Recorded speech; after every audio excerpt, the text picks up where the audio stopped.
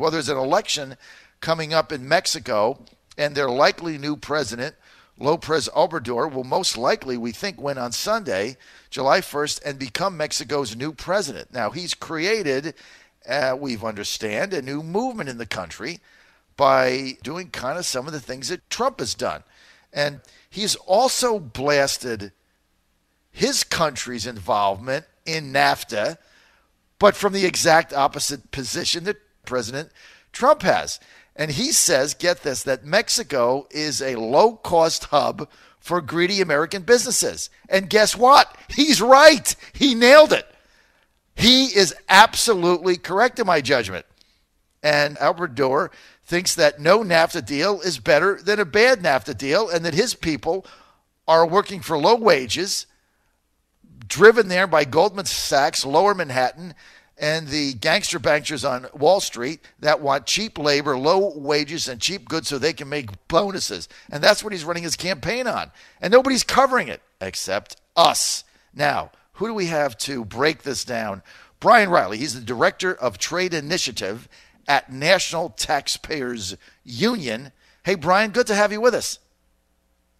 Well, thanks for having me on this morning. These elections are coming up fast. All right. This has gone uncovered in the legacy media. Like, nobody is talking about this election in Mexico except me, because I think it's fascinating when you look what Obrador has done. I mean, he's blasting the trade deal, which I hate. I've been fighting it since its inception, as everybody knows. I hate NAFTA, and I think we've all gotten screwed over it. But Obrador taking the exact same tact as Trump, but opposite, saying our people are getting exploited by the banksters in Wall Street in order to drive down wages in the United States, but also to get cheap goods and cheap labor. And he's saying that they're being taken advantage of. So he's looking at this from the opposite view. Break down his candidacy, the election, Brian, and what do you think will happen on Sunday? Well, Mexico, for all the changes that have taken place in Mexico in recent years, it's had a problem with corruption and drug violence, and we have issues with immigration, as you've mentioned, not just from Mexico, but from Central America coming through Mexico.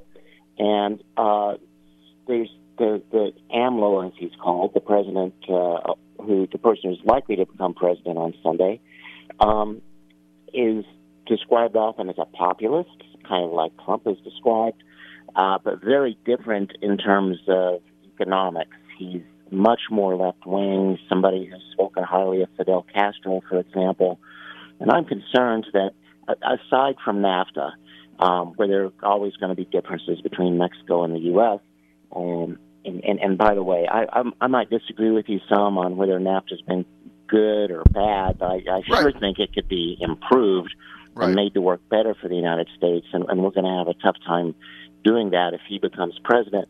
But this is somebody who's likely to push for policies that are going to weaken Mexico's economy, really increase immigration pressures, I think. As their economy goes south, more people are going to want to get out, and it's going to be harder for the U.S. to work with. So it's going to create more tension, more problems, and a more difficult environment, not just towards fixing NAFTA or making it better. And in general, my group, the National Taxpayers Union, has been so supportive of the Trump agenda to cut taxes and cut regulations. And we just need to be sure we continue on that path and not get too distracted by what's going on in other countries. But the immigration issue, I think, is likely to get worse before it gets better after these elections on Sunday. You know, Brian, that's an interesting perspective, and I appreciate you joining us today. We're with Brian Riley. He's the Director of Trade Initiative at the National Taxpayers Union.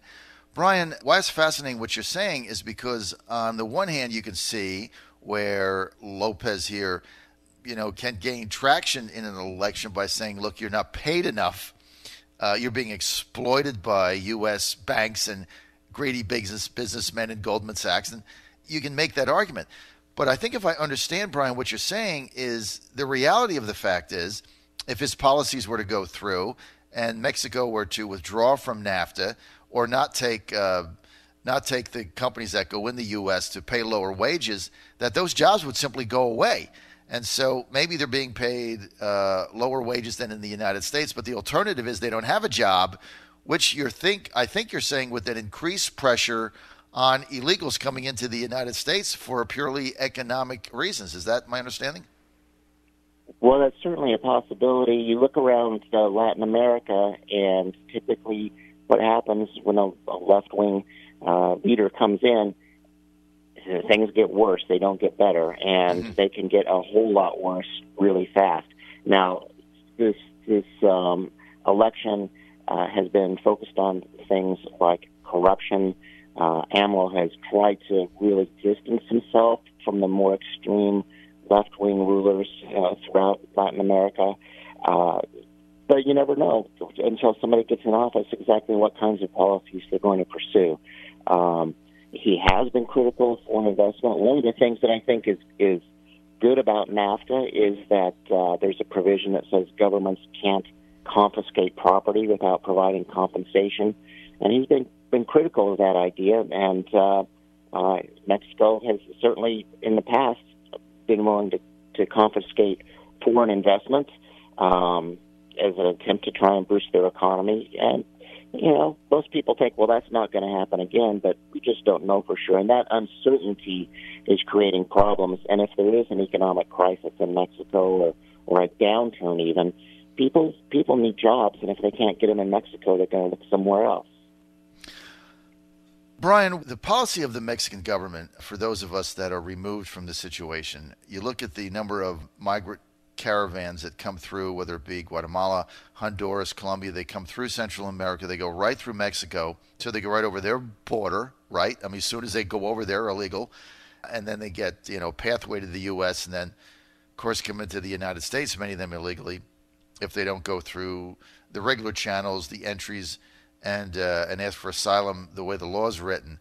So does the Mexican government, when these people come through their country, do they just look the other way? Do they say, hey, follow the yellow brick road? I mean, what is their involvement? I mean, could you imagine migrants from Canada walking through the United States? I mean, think about it. Migrants from Canada walk through the United States and just walk down the highway in a caravan. Nothing happens to them.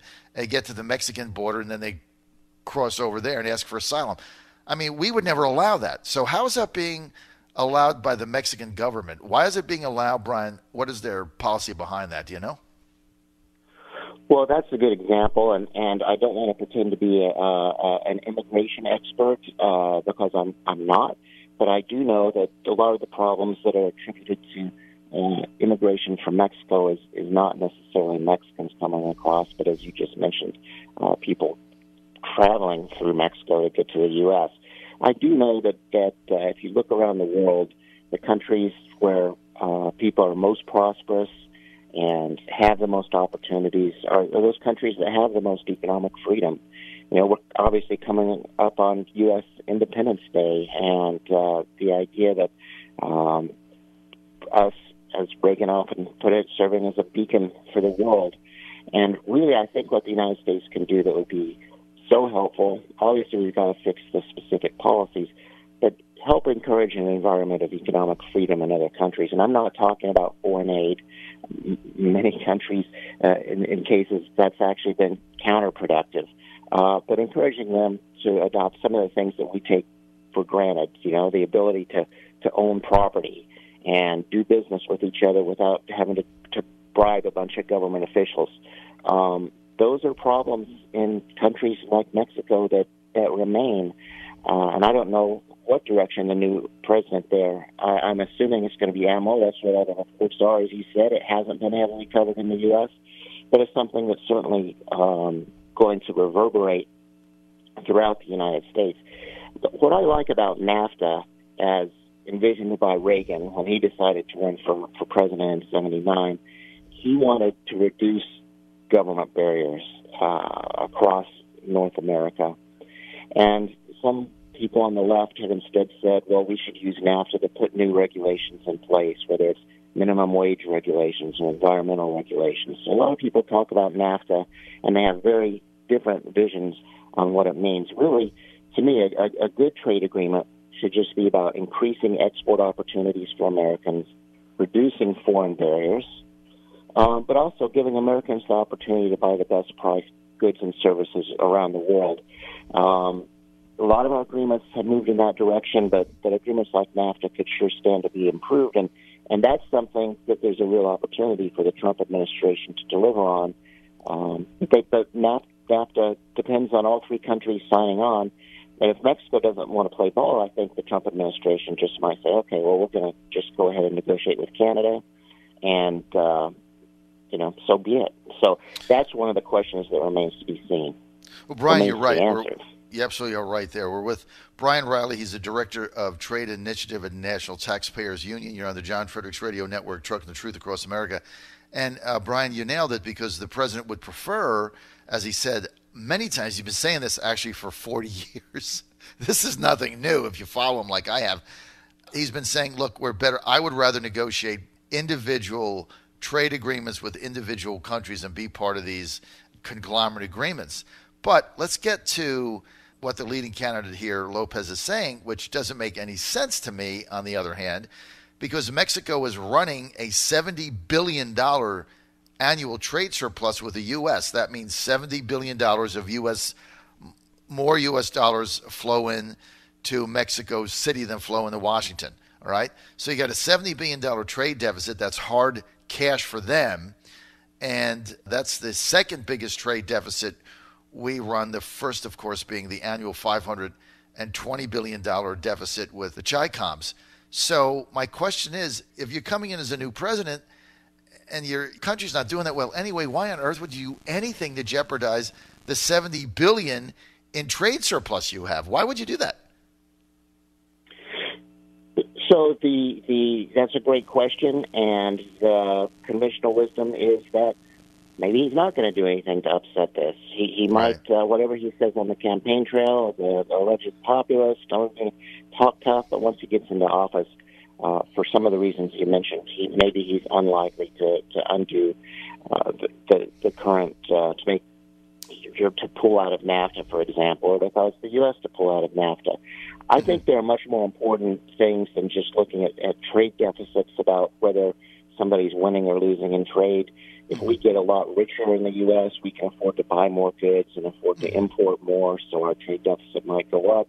I don't necessarily have a problem with that. But what I do have a problem with is when countries impose unfair barriers. And it's not just tariffs. We talk a lot about tariffs, but it can be regulatory policy. It could be the way U.S. businesses are treated in other countries.